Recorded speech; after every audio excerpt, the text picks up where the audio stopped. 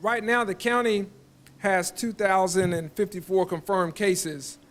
Unfortunately, we've had an increase of 88 new cases this past Saturday.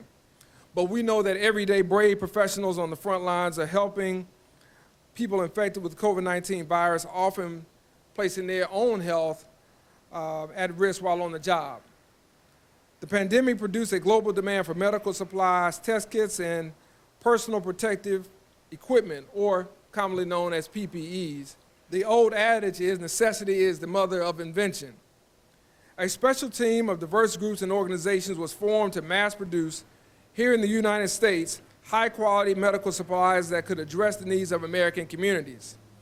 Key team members include the Global Center for Medical Innovation, or GCMI, Children's Healthcare of Atlanta at Georgia Tech, AFLAC, which received a request for $500,000 to support the manufacturing of masks, and instead gave $2 million toward that effort. Alabama Power is also a major part of that, and the Montgomery Area Chamber of Commerce. And we want to thank certainly our local representatives and their leadership for what they've been doing on an ongoing basis that have helped us throughout this pandemic and the challenge that we face. So here's the story.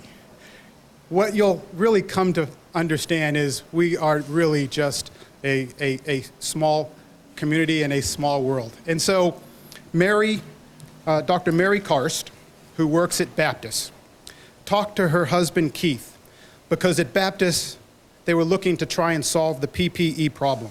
So she mentions it to her husband Keith, who mentions it to Leslie Sanders at Alabama Power, who mentions it to me, who puts me in contact with Dr. Joanna Newton out of Atlanta.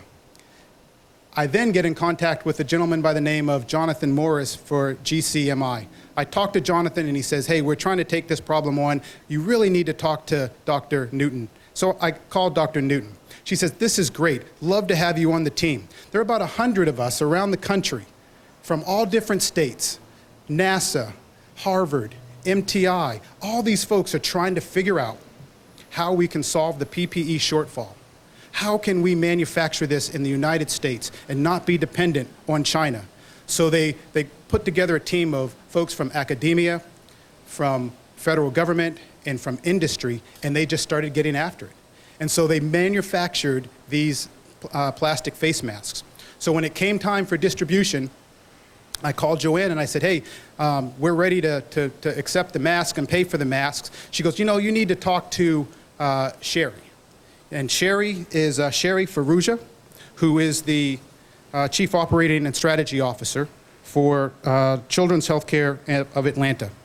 So I send Sherry an email. She quickly picks up the phone and says, hey, you know, I saw your mayor on TV, and we understand the challenges of increasing COVID rates. She said, you know what? I'm an Alabama native.